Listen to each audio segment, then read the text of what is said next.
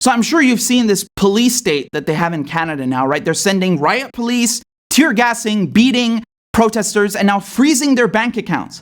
Wow. I mean, put your opinion on the truckers aside for a second, and just think, if a country like Iran or Russia did just half the shit that Trudeau is doing, you know Canada and the West would be screaming about human rights abuses and the regime cracking down on protesters. And literally, while they're freezing people's bank accounts, the Canadian Foreign Ministry is tweeting out that Cuba must support people's right to protest and democracy. Oh, really? And where's your democracy? And I know this is very hard to hear for liberals, especially coming from someone to the left of them. But this is who liberals are. They love authoritarianism, they love censorship, especially when corporations help them do it, right? If you say something they don't like, they will call you a racist, a fascist, a Russian agent, misinformation, disinformation, anything to shut you up.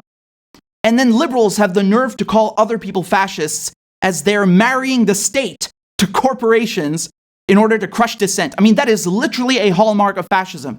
And I showed you how PayPal was now working with the ADL to fight extremism. So basically, if you criticize Israel, we will take your money.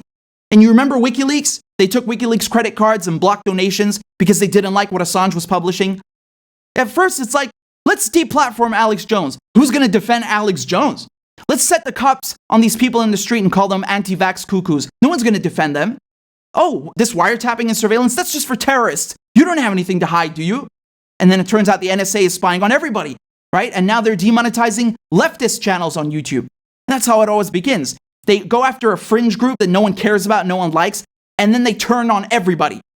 Look how hard the state is working to crush dissent, mobilizing the police, the banks, using emergency powers. Can you imagine what it would look like if workers went on a general strike? I mean, wait till it happens to you, you won't be laughing then.